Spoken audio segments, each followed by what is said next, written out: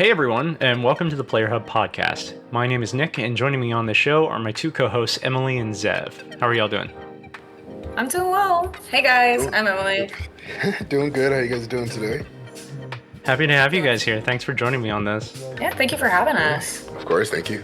Before we get to the fun bit, let me give everyone a bit of a rundown on us.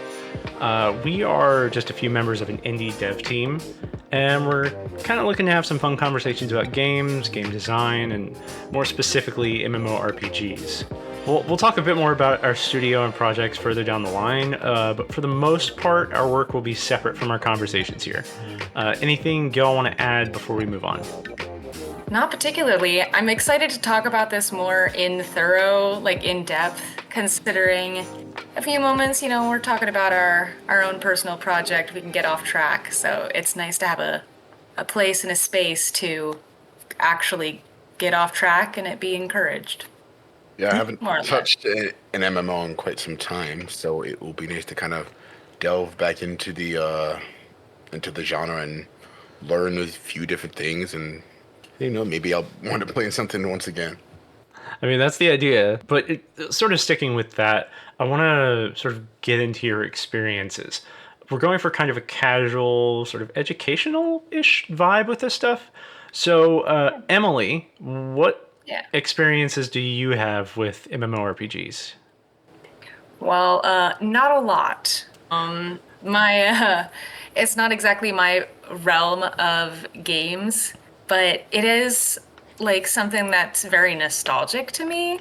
I think when I was really young, like I'm talking middle school, like MMOs were more my thing, and then I kind of went away from it for a while, and then looking at some of the MMOs now, I'm kind of surprised that I had like gotten away from it for so long because some of these out there look pretty freaking cool, if I do say so myself. Last time I played an MMO was like, oh man, it was like I think it was like Animal Jam, years and years and years ago. I have no idea what that is, but I will be looking it up afterwards. Reasonable. It's an old one. So, how about you just talked about your experiences with the genre. What about with game design specifically? Like, do you have I mean, I know this personally because we're working together, but for the audience's sake, what is your sort of discipline in game design?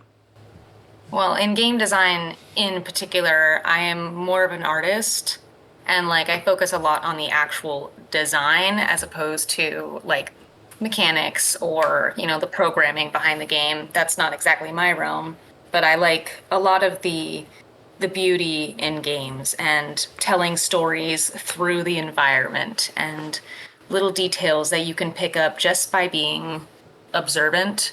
I'm a very cozy gamer myself.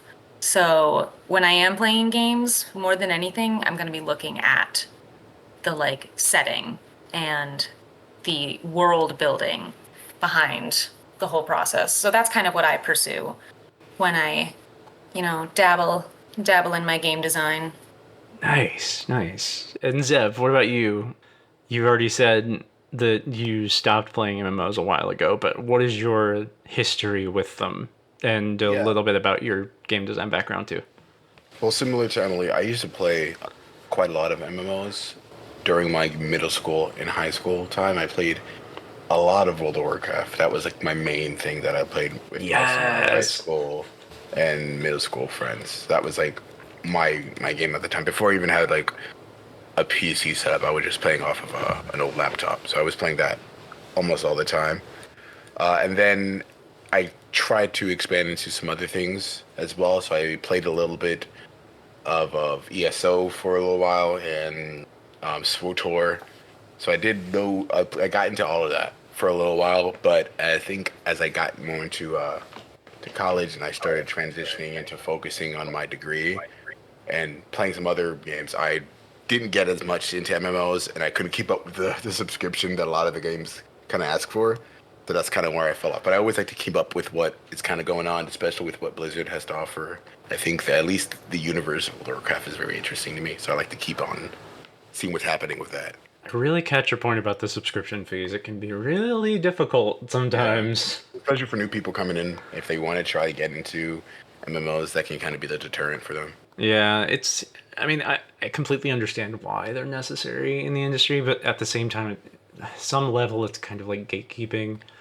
In Blizzard's case, I mean, they have a free trial. You know, most of these games that have subscription fees do have free trials, but they're not always as generous as some of the others. Like, depending on the model, ESO, for example, it used to be buy to play, and then it sort of is buy to play, but it's sort of roadblocked by all the DLCs that you have to buy unless you subscribe, which gives you access to all of them, but only while you're subscribed. So if you lose your subscription, you lose access to the content that you had been doing, but you're still able to play the base game. It's a bit confusing, to be honest.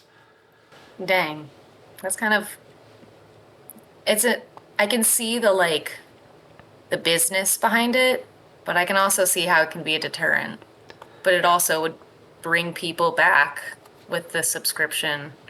Because if you've worked for a long time, man.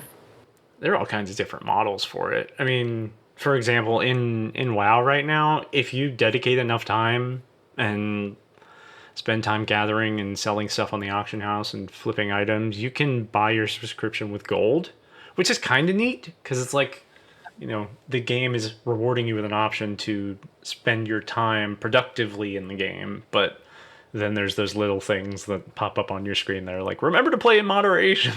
It's like, you're not giving me much of a choice here. So you can use in-game coin to play, to pay for the subscription? Kind of. They have it's like a gold to cash and back and forth conversion thing. And this is kind of shared across a couple of games. So Warcraft is the one I'm most familiar with, and I've been getting deeper and deeper into Guild Wars 2, which is a whole other discussion. But in Guild Wars 2, they have just a straight up converter on their UI for, do you want to turn gold into premium currency? But Guild Wars 2 also doesn't have a subscription. So they make their money mostly off of like cosmetics and people buying expansions and stuff. Sorry, I got off track a little bit. That's okay. That's the beauty of it. We were sticking a little bit with experiences. Just to quickly get mine out of the way. In game design, I usually move more towards like level design and stuff, but I've been a level designer, a QA specialist, a producer, all indie. I have not broken into the biz as much as I would have preferred at this point, but we're all making stuff together and it's fun. So, oh yeah, it's nice refreshing. Agreed. Okay, getting back into the tangent, the monetization models of games, these at least MMOs, are kind of interesting these days. Like ESOs, kind of, you know, scattershot. Like, here, you can have all of this if you subscribe. But they also, at least when I played ESO, it was very much like, I need to buy all of the. It's not quite FOMO. You're familiar with the term, right? Yeah. Emily? Yeah, FOMO. Fear of missing out? Fear of missing out. So ESO kind of has this, at least when I was playing, it had this feeling of FOMO. Like, if you didn't buy this DLC and for some reason you missed a month of your subscription, you were like unable to do the thing that you've been farming for weeks now. And it's like, I would prefer to just have it and not have to think about it. ESO is Elden Ring? No. Elder Scrolls Online. Sorry, Elder Scrolls. No, I need to stop. I need to like not use the the abbreviation. Yeah. The whole name. Yeah. Yeah. A lot of these games have super long names, especially like SWTOR. You know, and it's like there's too much to say when you're trying to describe it to people. Just trying to have like a quick conversation, but count how many times you say Elder Scrolls Online. Exactly. It's like, I don't want to have to say it every single time. Just take a shot every time I say Elder Scrolls Online or Star Wars The Old Republic. Don't even get me started with SWTOR's expansion names. They got long for a while. So, why MMOs? Why are we talking about MMOs?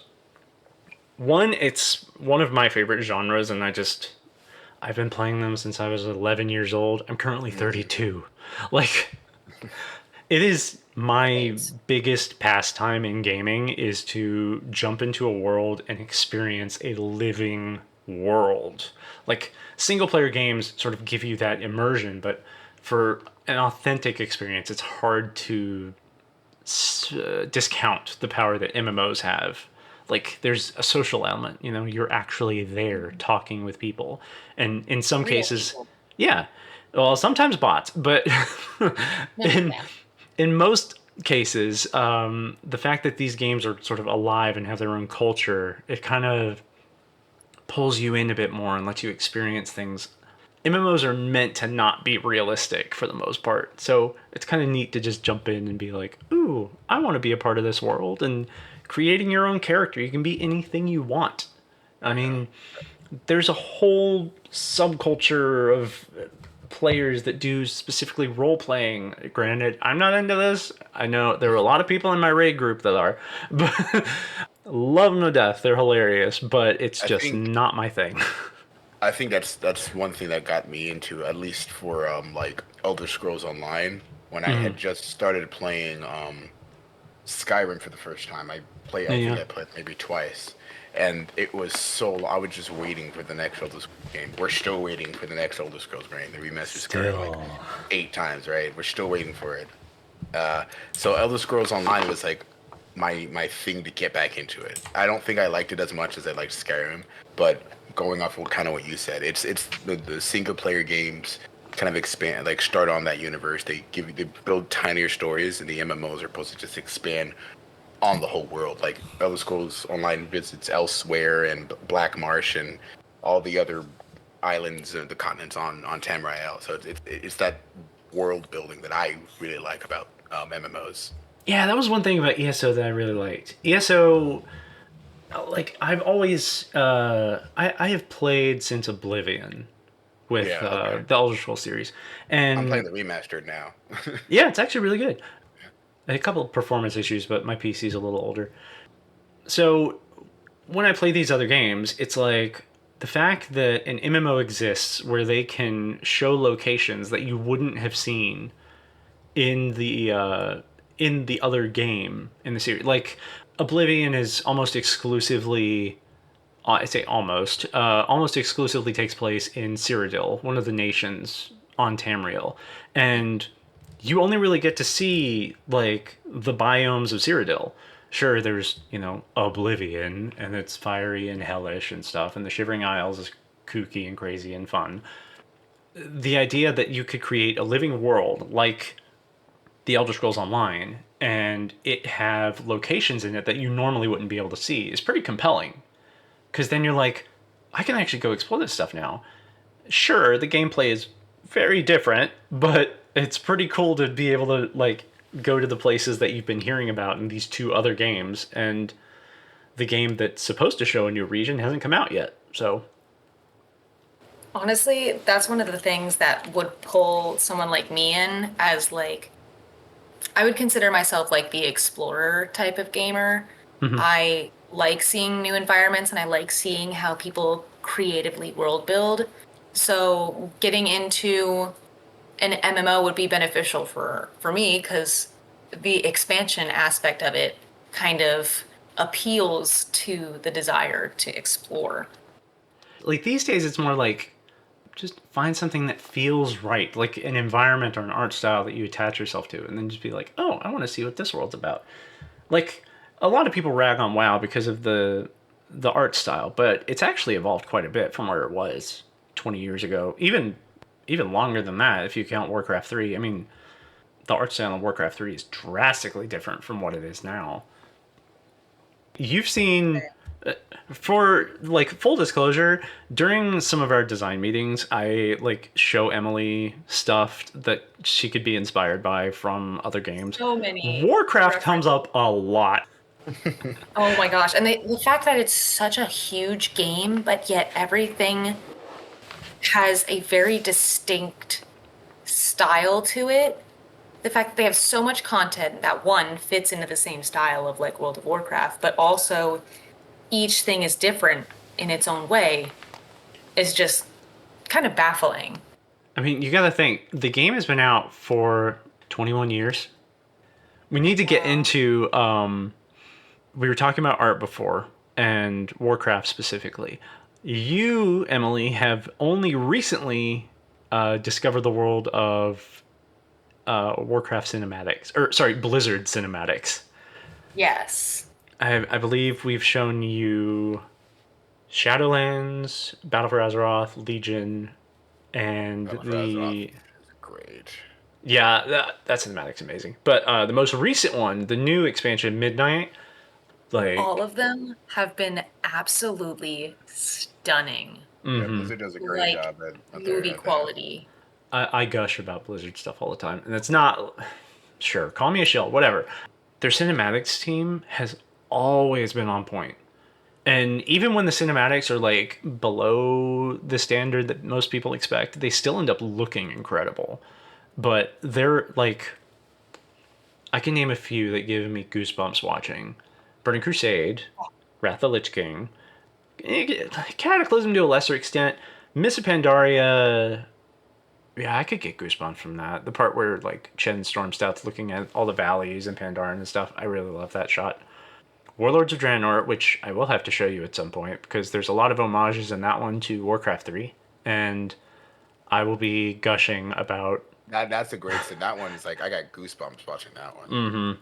That one's just beautiful. And like the Battle for Azeroth cinematic, I almost cried just Is seeing that the one with the young king? Anduin. Yeah, when he's like reaching up to the sky and rezzing everyone, Yes. and it Man, looks like he's I was going to cry, and it's just oh.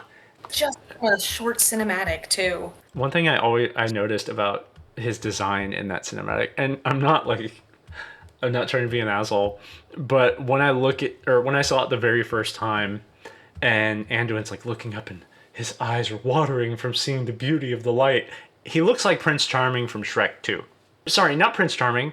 Arthur from Shrek 3. Yeah, I can see it. Yeah. No, you're so right. I saw that and I was like, was this the inspiration? Because he doesn't look like that in game. They really said, I need to make a young king, a young prince. There's already one in media, Shrek. Shrek. Arthur. Perfect. Put that in the reference board. It still was beautiful. Yeah, absolutely gorgeous. And Midnight, people are getting mad because the Blood Elves' eyes aren't glowing as much as they have before, but there's still a glow. You know, they're still showing it. There's still representation there. It's a bit jarring because you know the cinematics are more realistic and the actual in game is much more stylized. So going between the two can be a bit like, whoa, is that really what that's supposed to look like? It works. And it's kind of interesting, I think, about like just the imagination that kind of is sparked by those cinematics because the game is stylized. Mm-hmm. It's like you kind of can think about how the game would look like in 4K HD ultra realism. It makes me okay. This is not a hot take whatsoever. Like this is all over the internet, but it really makes me wish that their cinematics team could just full time be doing a CG show in this quality. I know that would take way too long because as from what I understand it takes them like a year or two to do one cinematic and it's only like 5 minutes at most, like five, maybe a little longer. I haven't looked at the actual run times in a while. Yeah, like 5-ish minutes. It's a lot of work. It would lose a lot of quality if they did that, but I would love it if they tried. Or actually, you know, I wouldn't mind seeing like a live action show. Oh, that was actually the first time I actually went out of my way to consume any sort of World of Warcraft content was first the movie. So I had no idea what WoW was. I didn't even know it was a video game. I'm like, oh, that looks cool. And the movie it was a good movie. I mean, I thought orcs are super cool, so maybe I'm biased. There are a couple of things that like I can appreciate it. There's, you know, Yeah, the costume design was fantastic. I think everything looked great because I also saw it. I went in not also knowing too much on the lore of the game just because it's so extensive. But I thought visually it at least looked really cool. You know how Lord of the Rings was sort of written to be approachable to someone who had never read Lord of the Rings? Yeah. Yeah, Warcraft didn't have that. They tried, but they also had to put in references for everyone, and it's like there was one cardinal sin in that movie that bothered the hell out of me, and I'm a big WoW lore nerd. I'm a big WoW everything nerd. In the lore, you may remember the character Garona. She was like the half orc lady. I think so. It's been a Yeah, she was while, like the but good orc lady. She was helping out the yeah. humans. And Medivh, the guy who, the wizard at the top of the tower. In the lore, Garona and Medivh were lovers. In the movie, Garona was his daughter. Oh, that's weird, guys. Yeah, Guys, or I guys, think it was guys. implied that she was his daughter. Damn, and not having the context for that, I'd be like, oh yeah, that checks out. Getting back into experiences with MMOs. So Zev, you've played WoW a little bit. Have you done any raiding, any dungeons? Have you done like high level content in MMOs? I tried to look up my account from way back when, but yeah, I did rating. I did pretty much everything. I just don't think I got as high level as everyone else. I think when I was able to do the Demon Hunter, was that race where you automatically started at like 55 or 60, right? Yeah, that was the Is that class that they released in Legion. Yes. So I remember, other than that specific class, my highest class was like a level 60 Druid Tauren. So I don't know if that's like super end game Without type of knowing build. without knowing what period of time you had a level 60 Tauren, it's hard to tell whether, because they've done several like level squishes and stuff. I mean, you said Legion. I'm trying to remember. The level cap was like 110 or something. Yeah, it was around there when I was No, it was playing. 100, and Battle for Azeroth was one. No, BFA was 110, 120. I think 110 sounds familiar. I don't remember the level squishing stuff. It kind of made me a little confused. But the original like level cap was like Yeah. in vanilla World of Warcraft, it was 1 to 60. Okay. And then Burning Crusade 60, 70, Wrath 70, 80, etc. But yeah, I ran quite a lot of raids with friends. I remember. I don't Okay, remember names of when all I of them. say raids, I mean like groups of 10 plus. I see. I see. Do you mean raids or dungeons? Dungeons are like I I 5 mean people. I mean dungeons, but I probably have run a raid before. I just can't recall exactly how it went. Because Uh, I've definitely been in a group of like 10 people before. I just can't recall what was happening, what I was doing. this is a good segue for Emily.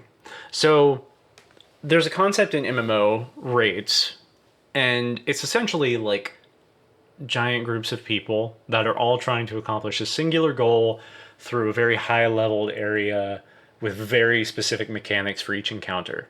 You've probably experienced something sort of like this with Elden Ring.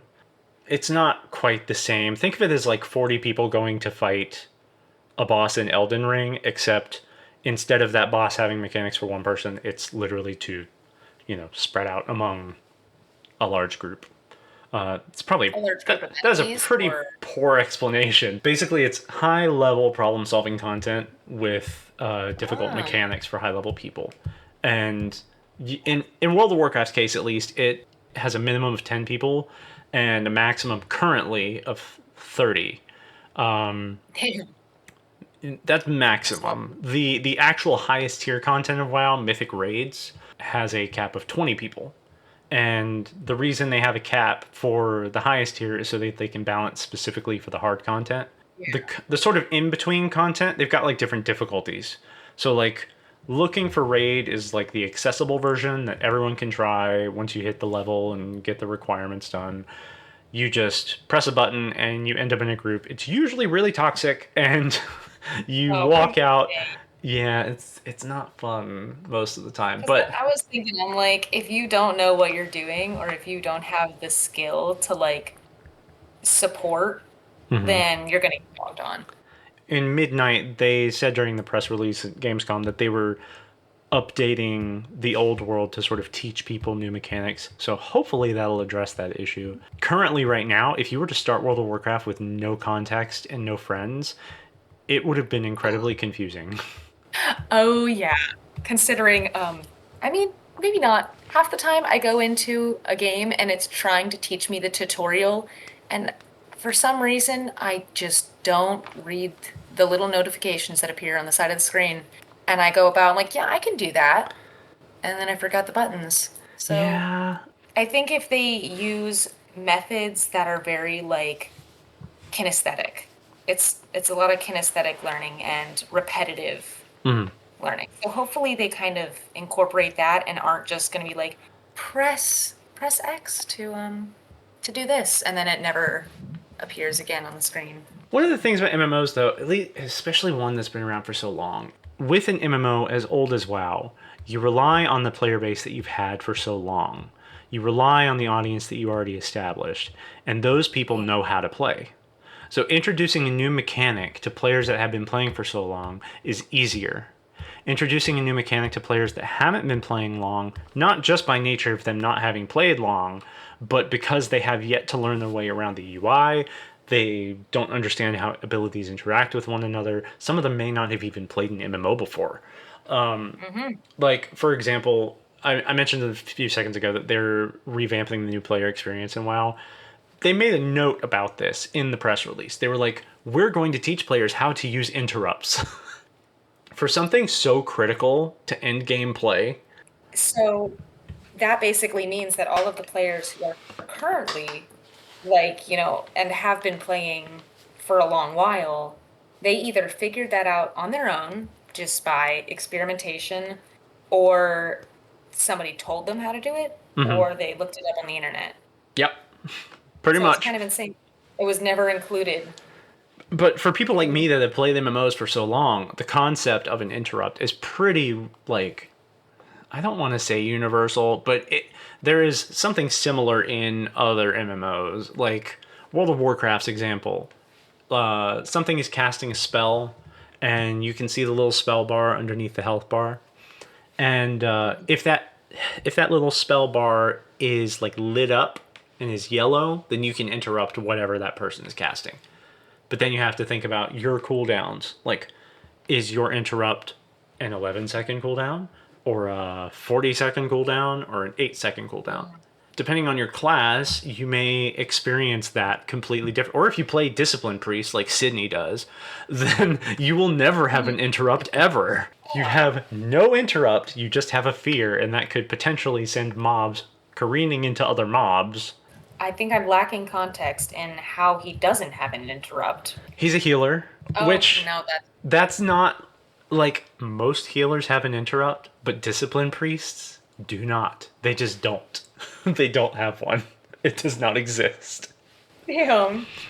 We learned to live without it, I guess. Yeah. At least That doesn't stop him from hating that. has some very strong opinions about it, maybe. Yeah, he does. Generally, they're pretty valid. I can't even. It makes sense. I don't disagree here. Shoot, give him something, maybe a little bit. I mean, there's really niche ways he could deal with that stuff, but generally it's like up to the rest of the party to do it. The joy of working, I guess, with a group of people is that they can kind of pick up where you slack, in theory. Yeah. I talked about raids, generally a lot of people versus a lot of bosses, but you get the best and most interesting gear out of it. Usually the gameplay is pretty... it depends. Most of the new raids are fantastic and engaging, and the new mechanics are actually very, very interesting. Remind me later to talk to you about Dimensius, because that fight is probably my favorite boss fight in the history of World of Warcraft, and I just need to show you what happens in that fight. With a D? Yeah, D. Dimensius? Oh, Dimensius. Speaking of which, that entire new raid is probably my favorite raid in the game. I'm still gushing about WoW. Let's talk about another MMO. Because that's the whole point. I mentioned before that I've been playing Guild Wars 2. Have either of you played... No, Emily, you haven't played Guild Wars 2. Nope. Zev, have you played Guild Wars 2? I have not, but I've been looking into it because I have two of my close friends talking about it, and they can't stop playing it. So I have been looking into Guild Wars 2.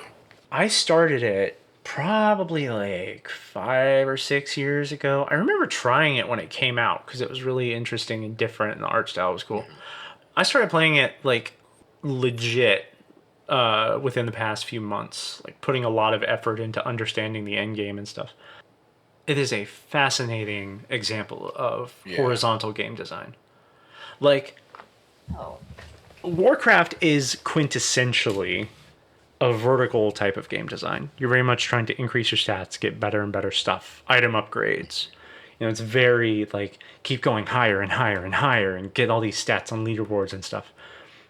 Of course, the leaderboards are usually like third-party things, so the big thing with Guild Wars is like the gear that was the top tier end game gear like 10 years ago is still the top tier end game gear, and it's still obtained in the same way. I see. But the game has so many secondary systems. They have managed to keep the entirety of their old game world relevant to this day. That's impressive. Yeah, it's like the concept of a legendary weapon or a legendary piece of armor is present in a lot of MMOs. Most commonly, like World of Warcraft, Guild Wars 2. Those are the two, at least the use of legend, maybe Diablo, I guess, but Diablo's not really an MMO. Legendary weapons is just like these incredible items that are super powerful and usually have some relevance in the lore of the world. In Guild Wars 2, legendary items are these things that you spend almost like months, maybe even years working on. You dedicate, it's a marathon. It's not a sprint. So like you'll log in for the day, you'll collect some crafting materials that eventually get you to that point. And whenever you get the legendary, first thing you do is you post it in chat and everyone cheers that you got it. Second, the legendary will always take the place of that slot of gear. You will never need to get another piece of gear for that slot. So if you got a legendary two-handed sword, you will never need another two-handed sword in your entirety of playing the game.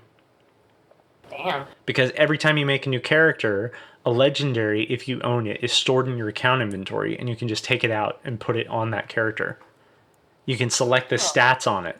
That's so nice, because if you're spending so much time and effort working on something in a game and you want to kind of experience the game again, but you have this item that you literally blood, sweat, and tears to get. The fact that they allow you to, pull it out of like a personal inventory for the account. Mm-hmm. That's not something that I think a lot of games that I know of do. Like if you do a different save, unless you're doing like New Game Plus, but it's kind of like that. It is kind of like an MMO version of New Game Plus.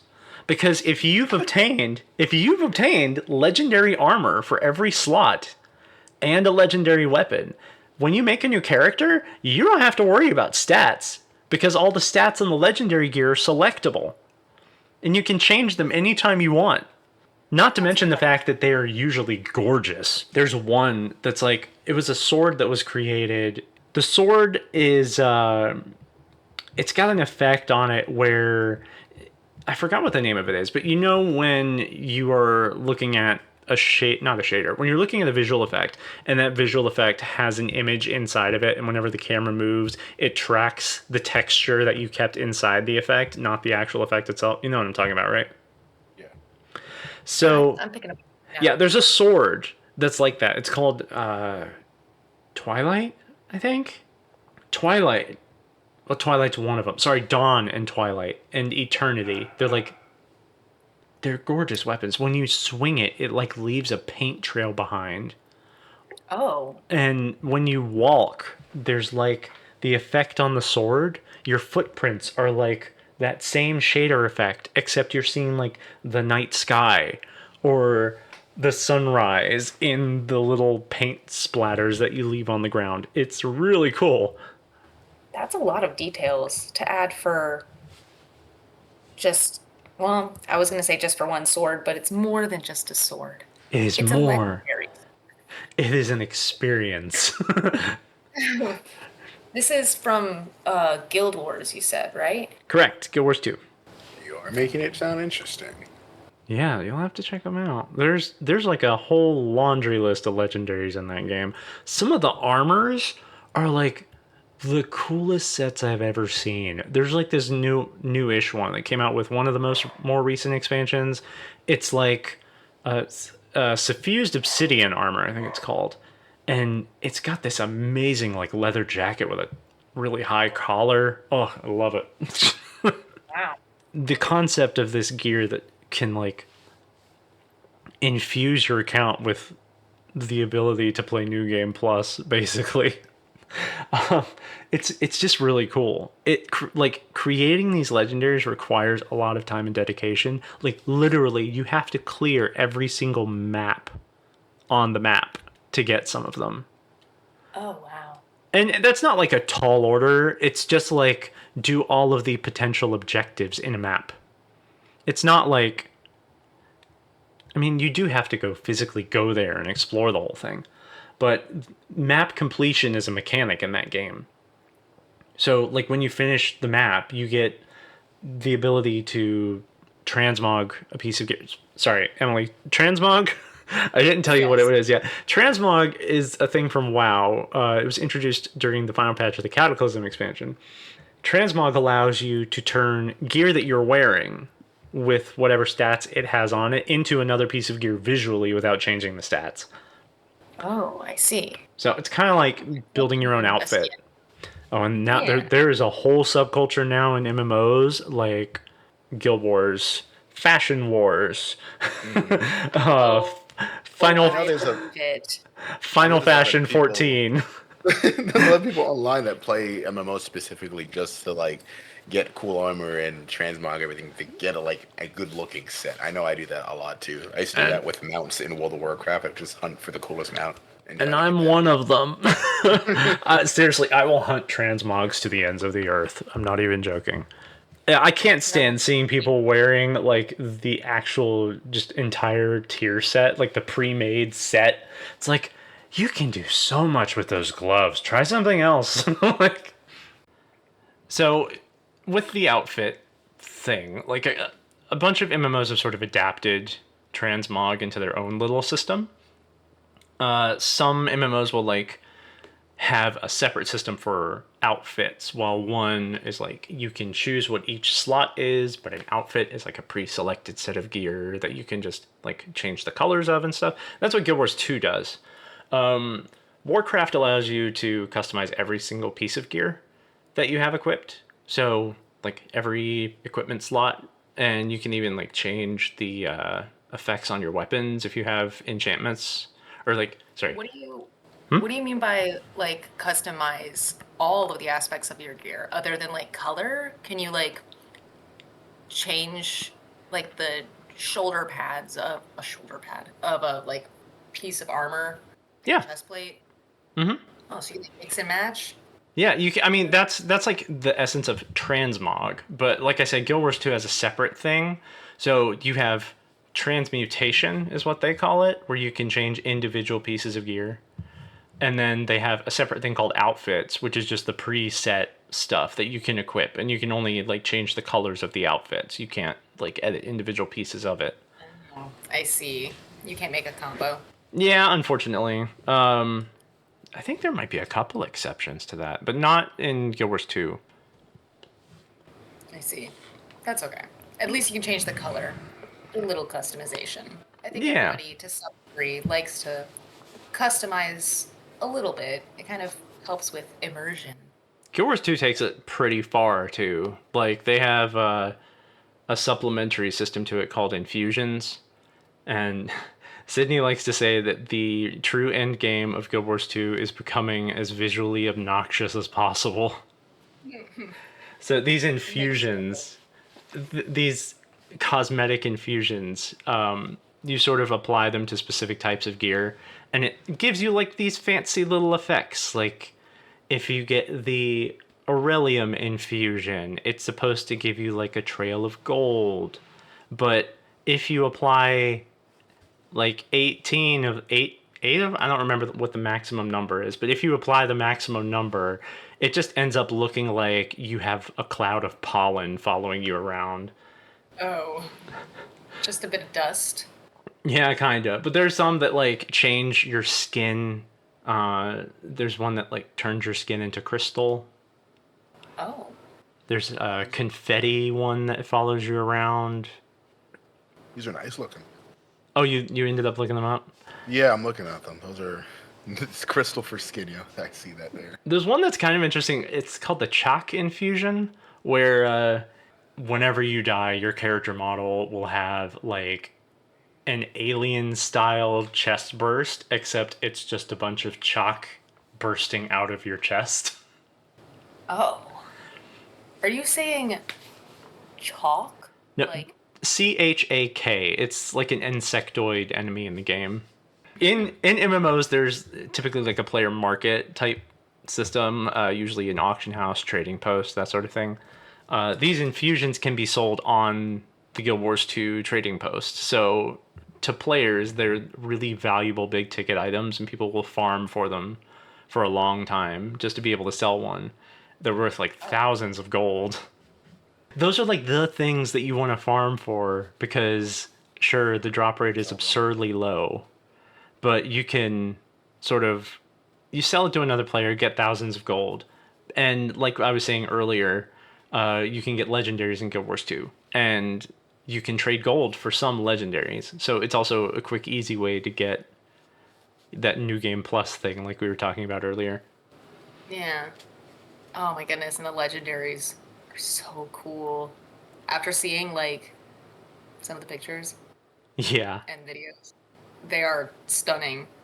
So I can see it. I can see why people would spend hours and hours of their time trying to get one of those. Cause the oh, I don't remember which one it was. It was so cool. getting back to like the transmog system and how it sort of translates to other games. In Final Fantasy 14, they have something similar. It's called Glamour.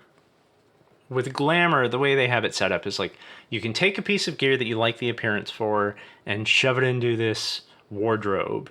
And once it's in the wardrobe, you just apply it onto like a little. They have like plates, and you can sort of change your plate whenever you're in a city or something, and just, if you have, it's like a preset sort of transmog thing. So you're making outfits for specific situations, and you can swap between them.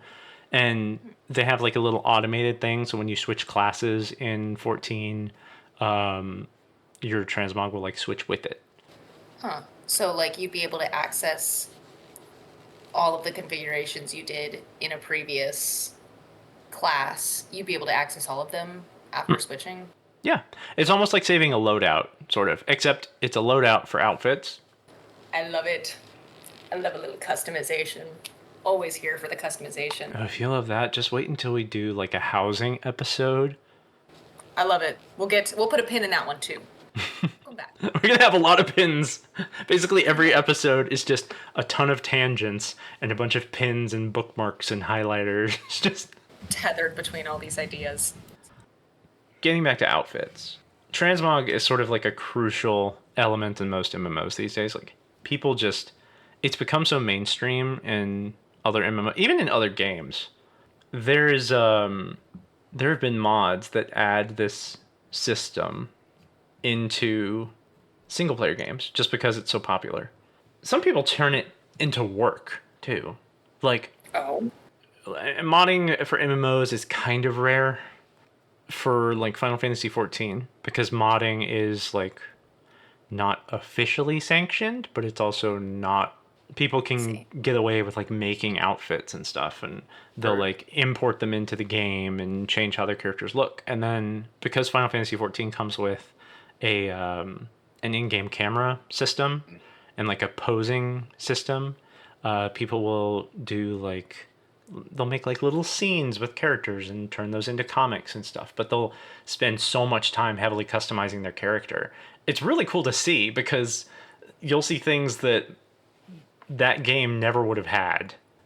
If I'm wrong, didn't World of Warcraft start as a mod, or it was a mod of something else, and then it got more fleshed out?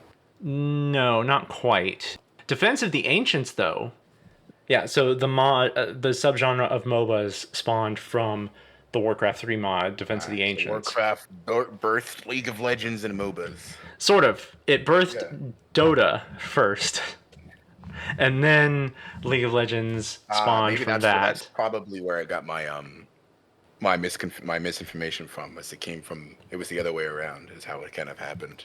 Defense of the Ancients is actually really interesting, but the fact that a mod spawned an entire subgenre of games, and now that subgenre is responsible for so much international revenue for games and spawning the whole like esports industry and stuff. Granted, esports can encompass a lot of things, but from what I understand, MOBAs are like the quintessential esport.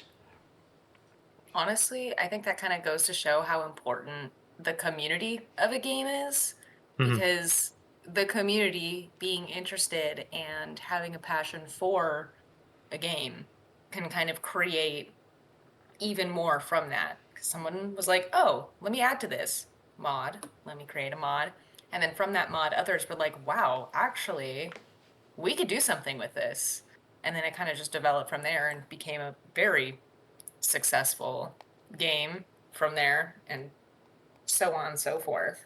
Modding was what got me into game design. Like the first thing that I did whenever I had the opportunity to do it was make mods for Knights of the Old Republic. And Mm-hmm. I was terrible at it, but it was an outlet for me to explore the stuff that I never thought I would have been able to do. And then, making texture mods and coming up with story mods and stuff that never ended up being finished, but that's a whole other thing. It's a good way for indie developers or just people who just love making games in general to kind of get their foot in the door without actually being employed by a studio or actually having the knowledge of making games. Sometimes I'll do it as a hobby. Yeah, I think a lot of people I know always did it as hobbies. The modding scene can really influence the industry. A lot of times nowadays, if people make good enough mods, they'll just get hired directly to the studio. Or in the case of some studios like Bethesda, they have like a creator program and they'll get paid for their work at least, which is great. They don't have to worry about setting up a Patreon and stuff like that just to get their work on or just to get paid for their work. Unfortunately, however, it's usually a one person job and it is usually a non-stop effort to get done. It's a commitment to to get all that done. And stuff is gonna break like countless times. Oh, trust me, I understand. I made like a full length dungeon mod for Skyrim for my senior capstone.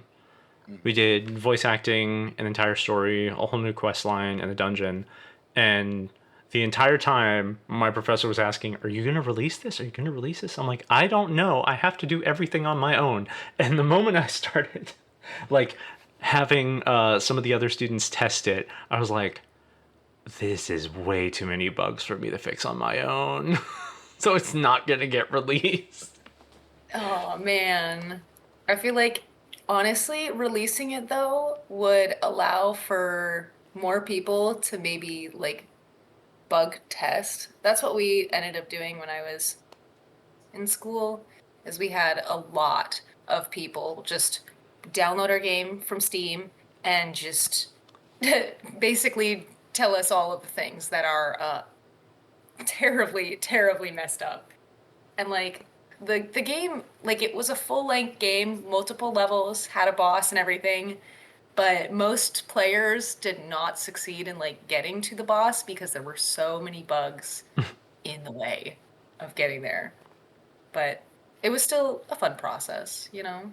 I wish I could have released the mod. It's honestly at this point, if I went back and played it or tried to edit, I would end up redoing the whole thing because I would go back and find errors and stuff that I wouldn't have seen 4 years ago and have to fix my mistakes. Otherwise, I wouldn't. You- I just because then I'd be like, I don't know if I want my name associated with something that's buggy and this something with this many errors. It's just the perfectionist in me. That's okay. That's okay. You know, you're at least recognizing that there's room to improve. No, you have to be in this industry. Like, taking That's good feedback and turning it into actual progress is a really important skill for people to have. And I say skill because a lot of people come into this industry not expecting to need that. But oh yeah. you really, really have to be willing to accept feedback in all of its forms, even if it's not great feedback, like something that's just a 2-word comment, but you have to sort of look beyond that and see there's some kind of frustration here. Maybe I need to double back and look at something else. Maybe take a different approach, look at it in a different way. Yeah, kind of put yourself in the perspective of the others, kind of viewing it from a non-developer perspective versus a developer perspective, which I think is really cool. I feel like as more of an artist myself, I feel like I have the privilege of seeing it from both ends, not having as much game experience. I look at games and I'm like, oh, there's a lot that I need to learn here, especially with MMOs, not having very much experience with MMOs pretty much at all. Like, it's incredible how in depth they are. And I think about how many people have viewed that game and have had something to say about it, had critiques, and all of the developers on that team needed to take those critiques either with a grain of salt or full face value and make a choice on if they want to go about, I guess, fixing it or improving it. There's so many factors to take into account whenever you're building an MMO. Like, I've never worked on an MMO. Maybe that'll change someday. I wish it will. I'd love to work on an MMO. But having played them for so long, you start to notice trends within the community and the developers. I try to keep track of changes in the developers, like teams, whenever I can, at least like the higher profile ones, because that kind of gives you an idea of where the game might be headed. At least in the case of WoW, like you'll see that like a director has left, and then one of the encounter designers ends up becoming the next director. You can kind of get an idea of like where their design sort of comes from, and you can kind of extrapolate a little bit about like what kind of changes they might make to the game. And of course, it's all speculative. You don't really know until you see it, but it still kind of gives you. It gets the gears rolling for me because I'm like, ooh, what are they going to do with this? I'm really curious to see what they can do in this sort of environment. And it's just a creative little, like, thinking about what they could do and having seen just little bits and pieces of, like, WoW, for example, and the environment and just, it's huge.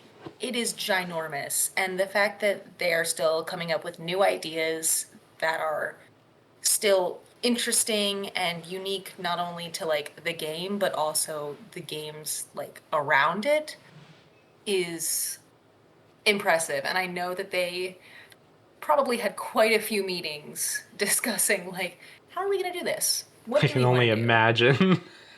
Oh my gosh. Oh, to be a fly on the wall for that. Just listen in for a second. I'd love to listen into, a AAA design meeting just to see how it goes. How they do that? Let's be real. You know that we would end up comparing ourselves to it. To sit in that room with AAA developers and just kind of hear their thought process would be very interesting. But at the same time, it's you just sit there comparing yourself to all their stuff, and when we have nowhere near as much experience as they would have, we're just gonna kind of shoot ourselves in the foot the entire time. It just takes effort. We'll get there one day. And can't get bogged down by the idea of like imposter syndrome, which I know that a lot of game designers kind of go through, is comparing themselves to people with more experience, but it just takes I guess time and effort to build that experience, and a lot of those designers have already gone through that. And we're making our way. Yeah. And there's a lot to be said for sort of the lived-in experience of playing those games.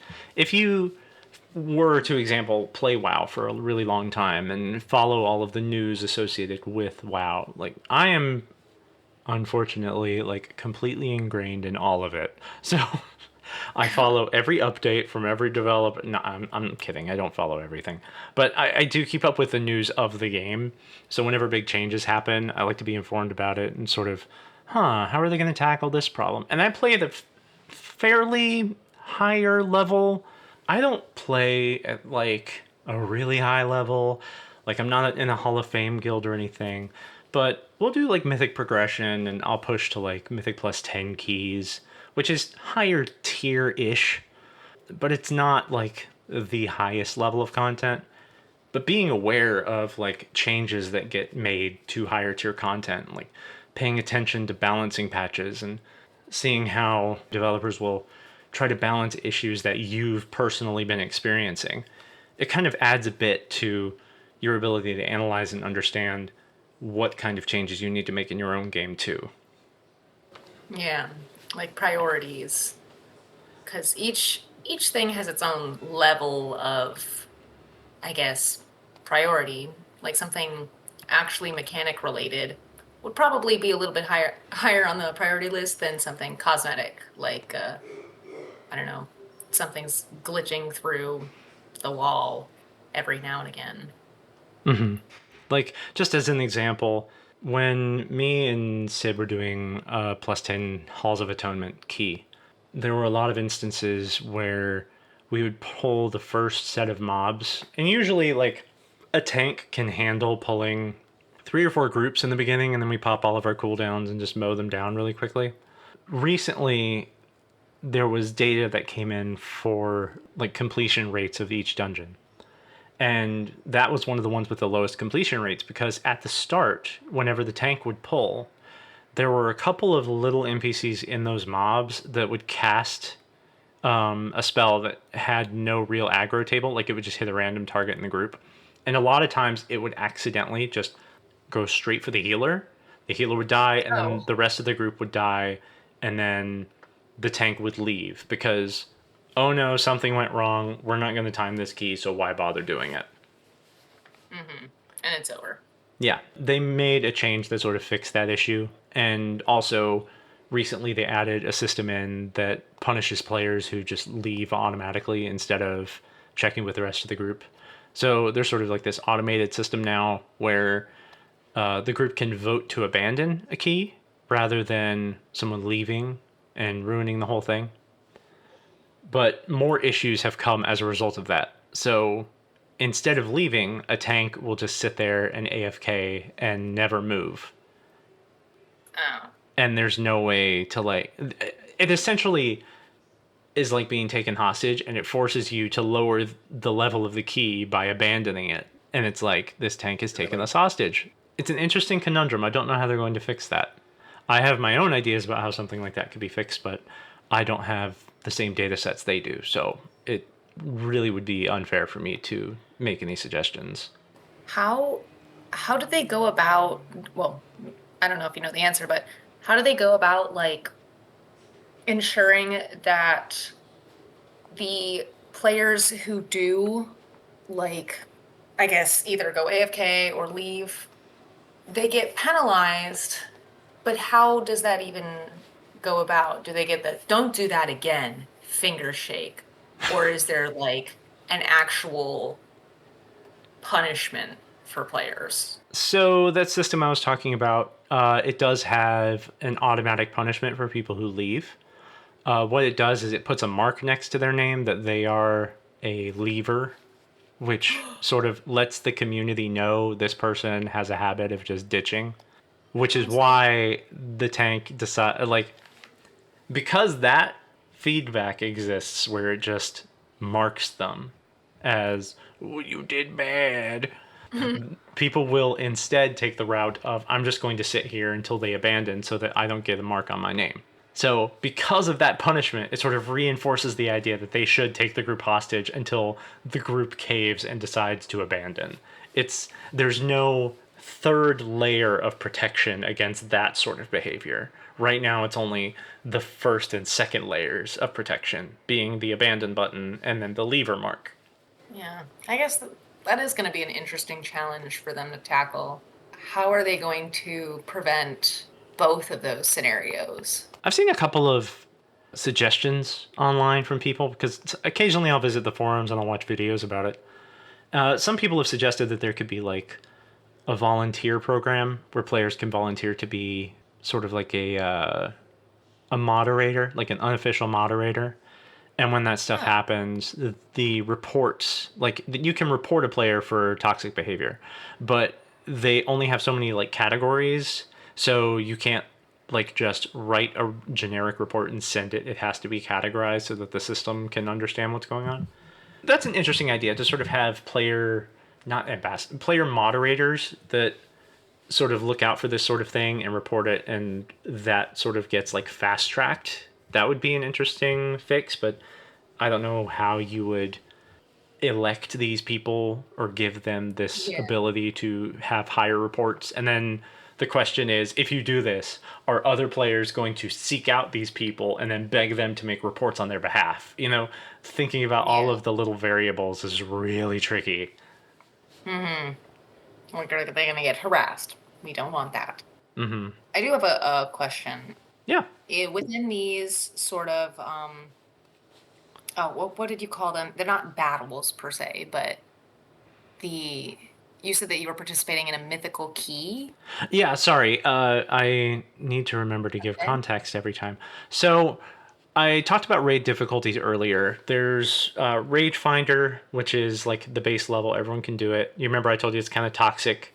After that is normal difficulty. Normal difficulty is like between 10 and 30 people. Heroic difficulty, which is also between 10 and 30 people, but the mechanics are a little bit harder and the numbers are tuned a bit higher. Then there's Mythic, which is 20 people, locked, no exceptions, and in a Mythic group, everything is as hard as it can be. Everything is tuned specifically for 20 people, and that's where they do like the world first race and stuff like that. In that instance, if it was locked 20 people and somebody left, would the raid continue with 19 people? Sorry. So that was raids. Dungeons also have normal, heroic, and mythic tiers. And in mythic dungeons, you get a key every week. The key tells you what dungeon. It sort of assigns you a dungeon when you pick up the key. And that key has affixes and a level on it. So the permutation on the key is like what mechanics you'll be dealing with, and it spells it out what you're going to be dealing with whenever you look at the key. It also tells you what difficulty level. Mythic Plus, in essence, is supposed to be like an infinite scaling difficulty thing, but usually it doesn't go past 20, I think, is like the highest it can go in most instances. But it is essentially a timed dungeon run. So dungeons are 5 people, and those are the situations I'm talking about where a tank can leave and ruin the key. Because if you lose your key and the key goes down a level, you have to bring the key level back up by doing the dungeon that you get assigned. Yeah. It's a mechanic I'm unfamiliar with. I guess it's rather new, or maybe I wasn't high enough to start it. It was introduced in Legion. Before that, there were challenge mode dungeons, which are sort of in the same vein, but back then it was just a timer. It used to be just like a thing you would do for cosmetics and for gloating when it was introduced in Mist of Pandaria. And then Warlords of Draenor, sort of the same deal. It was just a timed run with higher stats, no extra mechanics like there would be with the new system. But they took that system and sort of added on to it and was like, oh, okay, Mythic Plus. This is kind of a cool new scaling system that can keep players busy. And instead of just offering cosmetics, it'll also be another means of vertical progression. Because a lot of times people in WoW, they want to do harder dungeons. They don't necessarily always want to raid for the best gear. Like, what's the difference in, I guess, rewards that you get from either one? Dungeons versus raids. At least in Warcraft's case, raids and dungeons sort of exist on the same tier. And when I say that, I mean they are both end game activities. Dungeons you can do while you're leveling, but that mythic difficulty only really unlocks at maximum level, and then you begin scaling. And that sort of scaling is only for like improving your items. So instead of going to raids at max level with 20 people, 10 people, whatever, you can do dungeons and get gear that is the same level, but not necessarily as good as the stuff you can get in the raid. The raid has gear of very similar level, but the stuff in raids almost always has like extra effects. So a lot of times you'll do both simultaneously. So during the day, maybe when your raid group isn't on, you'll be doing Mythic Plus dungeons to get gear, and that gear will help you make a little bit of progress and therefore allow you and your raid group to make progress whenever you go into the raid together. The better everyone is on their own, the better the group is as a whole. Aren't raids, again, correct me if I'm wrong, aren't they supposed to be more tailored towards like the lore of the expansion is tied to? So like if for Lich King, you'll be the raid or the last raid will be more tailored towards following the lore of that specific expansion. And dungeons are kind of smaller stories but not as expansive. Yeah, that's right. Okay. Raids generally are how you get to the enemy on the box art, if you will. And then you would essentially team up with everyone at the very end to fight the big bad. Mm-hmm. So I'm sure they do that for Battle for Azeroth. I'm sure they'll do it for this next one that I'm not sure if it's out yet or not. No, the way it works is raids are like, ever since World of Warcraft came out, raids have had tiers. So tier refers to the set of armor that you get and the sort of categorization of the raid. So in vanilla World of Warcraft, the first raid, technically, and I say technically because you can run it as a raid, but it's technically a dungeon, was Upper Blackrock Spire. Upper Blackrock Spire allows you to get a key I need to correct myself. Blackrock Depths allows you to get a key. That key opens the raid Molten Core. And Tier 1, Molten Core, is the official raid of the first tier of vanilla World of Warcraft. So that is the end game for that batch of content, basically. I think I remember running these a few actually. When I first started playing, my group kind of made me run through like the essential or the very beginning kind of dungeons, and Blackrock Depths looks very familiar. I'm looking at And it. back then, it used to require 40 people. Like, raids were very, very large back then. Since then, tuning and scaling and population changes in the game have sort of led the design to be more flexible. Like I was saying earlier, you can have between 10 and 30 people for normal and heroic, and mythic is locked at 20. But it's locked at 20 for a reason. So, but usually in any given tier of content, me and my raid group, we will do the normal mode stuff just to get a feel for it, experience the story, get some loot, and then we'll move on to the heroic tier whenever we want to do some progression. Like, actually, later on tonight, we are progressing on heroic Dimensius. So hopefully tonight we get Dimensius down. That'd be really cool. But there's a bonus reward whenever you clear, they call it ahead of the curve, where if you kill the current raid tier boss on heroic, you get like a mount. So we are working towards that tonight. So fingers crossed. Fingers crossed.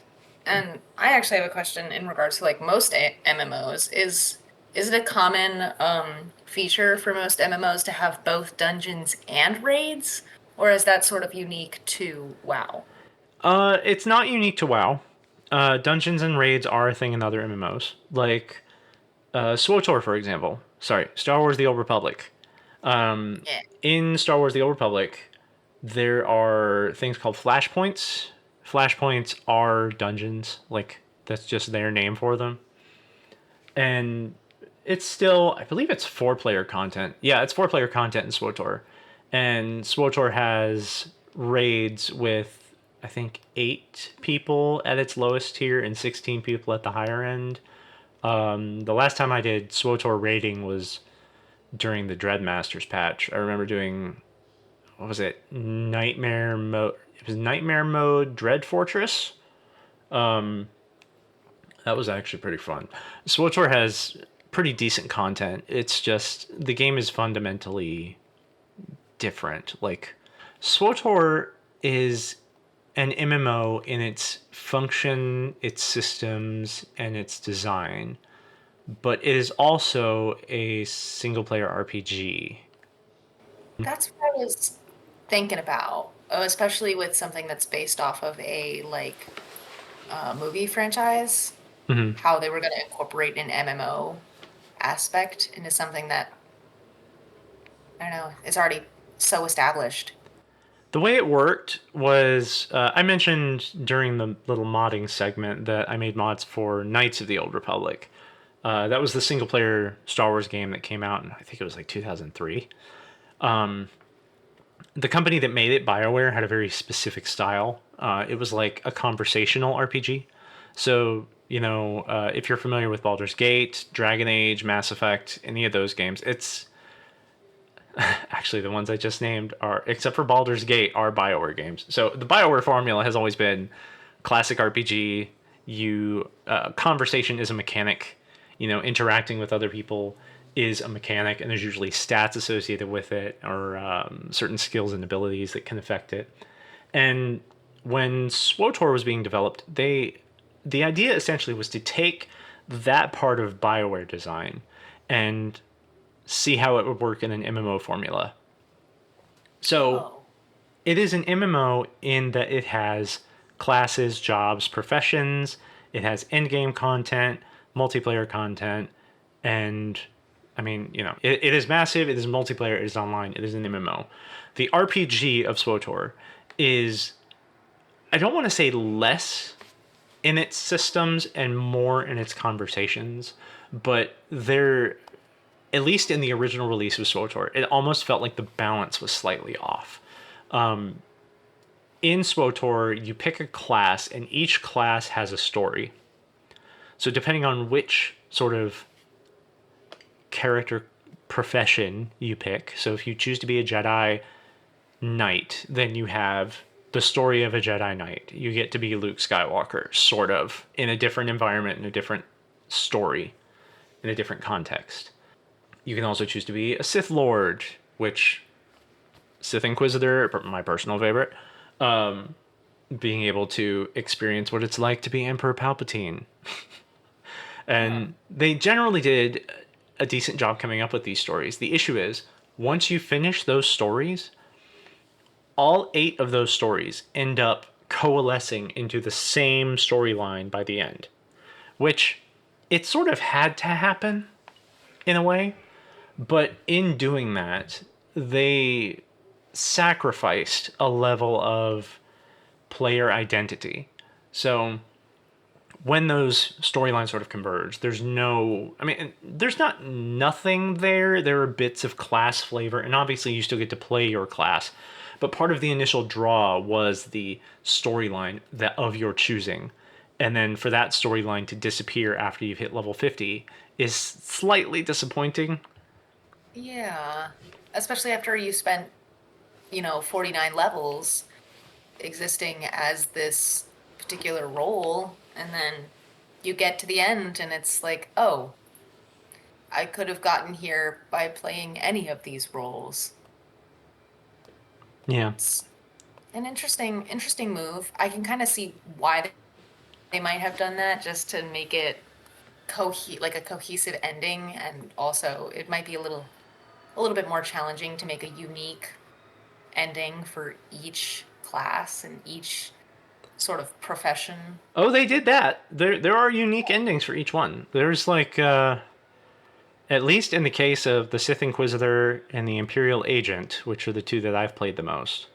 Imperial Agent is amazing, by the way. Highly recommend it if you ever play it.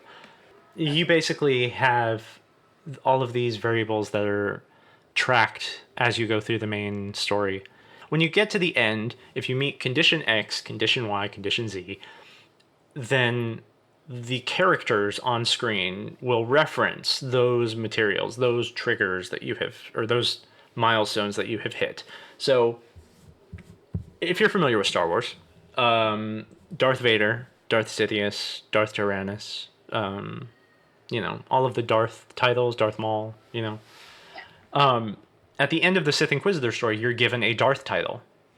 And depending on your choices through the story, you will get one of 3. So there is like a hidden sort of title system. And Okay. interestingly enough, those titles maintain all the way through even the new story. So at the end of that player story, when you like get your Darth title, they'll refer to you as your new Darth title every time you go back and talk to the Sith, which is cool. Oh, Like, so is there there, actual voice acting too? yes, Oh, dang. there are like it is impressive how many voice lines and how many conversational flags they have tracked over the years and still kept. Like even like I mentioned before, I wasn't like ragging on it, but I mentioned before that something is lost when all of the classes coalesce. But at least with the Sith Inquisitor, there is still a little bit of flavor every time. You're still referred to, I was this Sith Lord. This is my name.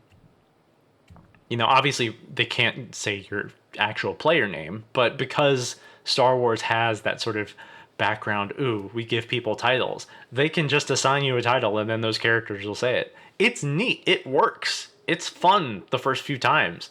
And granted, I haven't played any of the more recent stuff, but I'm genuinely curious to know if that is still the case in their new content. I like that. It adds to like the immersion of the experience. So if SWOTOR is more of a conversational type of storytelling, how would you say the other MMOs kind of take that path of storytelling? That's a tricky question. It's kind of scattershot, and I don't mean that in like a negative way. World of Warcraft, they've gotten, or at least in recent years, they've leaned a lot more towards cutscenes. There's a pretty good amount of in-game dialogue from NPCs as you do the quests, but the quests aren't always straightforward. And what I mean by that is like a quest is presented to you as like a dialogue box, and it involves reading. A lot of times people don't do that. They just want to get through and get done. You know, they don't really experience the story unless they're forced to. I don't like reading. Who said that? That's so strange. I like visual storytelling. I like to be able to get the story through looking around and seeing what's happening around me. Yeah, and it's pretty engaging whenever the story is told, not told at you, but told around you, sort of just like a silent observer. But in Warcraft's case, they've sort of changed over the years. Originally, it was just like this is told through quests, and then you fight the raid boss at the end, and maybe you'll buy a comic or a book, and that'll fill in the gaps. But since I'm trying to think, in Wrath of the Lich King was when they showed the first like true in-game cutscene cinematic, like in-engine. Everything looks really cool. It was called the Wrath Gate, and that sort of started the trend of big events were going to be shown in cutscenes, and they were all like pre-rendered. I said I kind of like when they do have the cinematics kind of tell the story, especially since Blizzard just does a phenomenal job at it. In WoW, the sort of evolution of those cutscenes, at least to this day, there are more and more and more of them. Every expansion, they add more and more of those cutscenes. And recently, they've gotten to where instead of doing sort of a pre-rendered cinematic, they will have just sort of like have these cutscenes that just go to sort of a letterboxing on the top and bottom of the screen, and then the FOV slightly changes, and all of the characters that you were interacting with, they just like swap to their high definition models, and those high definition models then are animated within the cutscene. So instead of being a pre-rendered scene, it's a live in-game scene, and your player is there. Unfortunately, it is, but your player doesn't have a voice, so you're often just like standing there. Please notice me. I'm also here. Exactly, yeah. So they've gotten to those sorts of scenes where it's just you are there physically, so you get to interact with these characters, and you're not just being called champion every 5 seconds. So you see the events play out, but it's a different approach. I like it because those new character models that they use for those cutscenes are amazing. They're not like cinematic level, but they're not supposed to be. You know, they're just high definition in-game models. And Anduin still looks just as sad and gorgeous as whenever he looks at the light. I'm kidding. I'm kidding. But those sort of in-game cutscenes are sort of the new standard, and occasionally they do go like usually at the end of a raid or during a raid there are going to be a couple of cutscenes that play. Those cutscenes are usually more of the like really impactful story moments, and unfortunately we are invisible for those. Like, let the important person have their cutscene. We'll just sit back and loot. Thanks. I'll just twiddle my thumbs, I guess. Let me just. Is that like, are cutscenes like the go-to for a lot of MMOs, or would you say that most of them fall back on the conversational aspect? SWOTOR, because they are the conversational story delivery MMO. That's sort of their fallback. So they'll have their own like little cutscenes where you're the silent protagonist and you'll select from like one of 6 responses. And your character won't have a voice for those, but the NPC will. So you still get a little bit of a reaction, and it saves money. You know, it's a budget thing. I get it. Something is sort of lost though whenever you have that and you've set a standard of my character has a voice and has always had a voice. As far as like whether cutscenes are the standard, I would say probably. Warcraft is like I mentioned before that cutscenes show at like the end of raids and stuff. They're not a constant. They've been showing up more and more, but it's not. The NPCs communicate with the player through little dialogue boxes.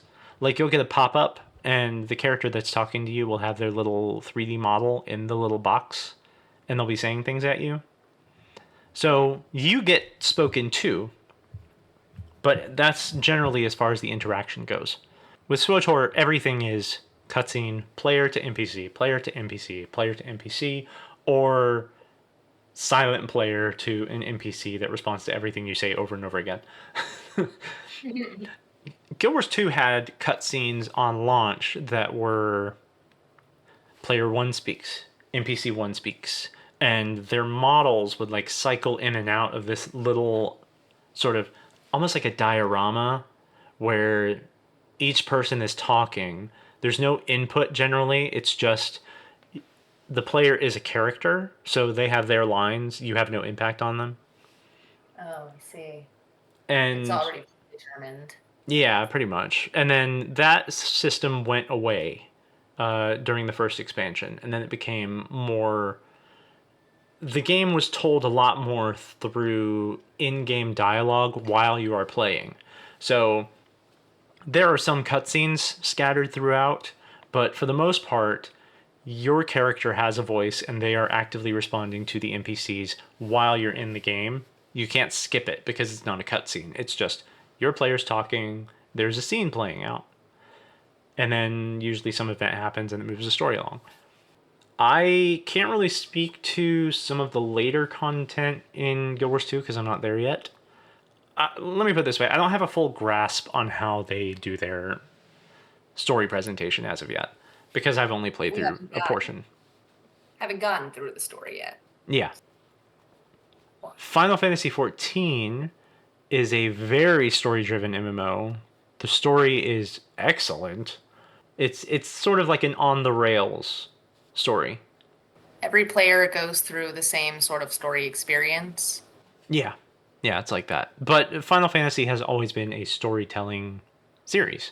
So, you are in an MMO environment, but you are also a player occupying a Final Fantasy story. So you experience the Final Fantasy story, and MMO things happen around you. It's kind of the reverse of some of the other things we've talked about. I see. Like SWOTOR is an on-the-rails story, but you have input. And World of Warcraft is sort of on-the-rails gameplay, and the story happens around you. Whereas in Final Fantasy, it is the story happens, you are there, you are in the story, you are the story, but you have no say in what happens. It is a role you are given. You are literally playing a role in a game. It is an RPG to the letter. You have no choice. Fantasy is one of those MMOs that I've been looking to play because I'm already a big Final Fantasy fan.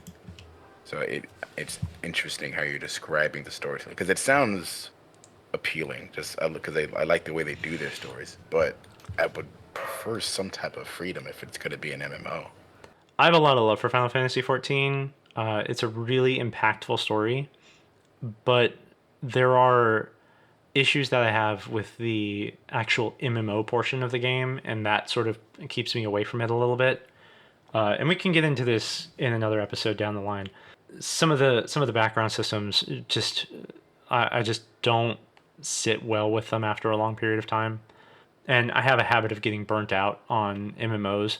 14 though, for some reason I get burnt out so much faster on. We probably need to wrap things up. We've gone off on so many tangents and we've talked about so many topics. It's been a lot of fun though. Yeah, of course.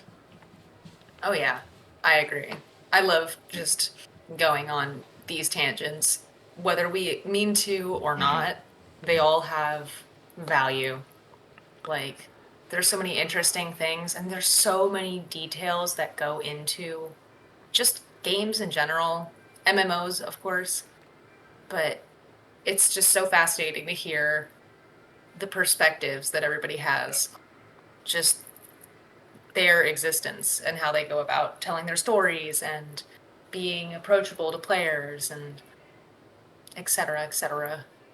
And this is like a good way to kind of, as someone who's trying to get back into MMOs, this is a good kind of perspective for me to see each individual game and see the mechanics and the way the story's being told, and also grab inspirations from those games as well. Because there's a lot of these that I might actually want to play, or maybe I can actually revisit World of Warcraft at one point.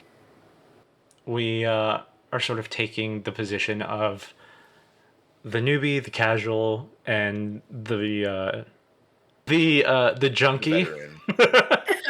No, the veteran sounds much better than the junkie. Yeah. Okay, so the newbie, the casual, and the veteran. I almost said junkie again. Though I feel like these three perspectives are really going to sort of drive the conversation, give us something interesting to talk about, and also keep me from going off the rails during our design meetings, because I tend to do that like a lot, and getting it out of my system now is a great way to shut me up and actually get the work moving along. It's a good be like, we can talk about this in our next episode. Let's get back on track. Yeah, it's a lot like that. Good vibes all around regardless though. Yeah, we're having fun here. Anyway, this has been the Player Hub Podcast, episode 1. I hope you all enjoyed. If you would please like, share, comment, subscribe, yada, yada, yada, yada. And we will see you in the next episode. I've been Nick. I'm Emily. So Thank you for joining us, and we hope to see you all in the next episode. Peace out.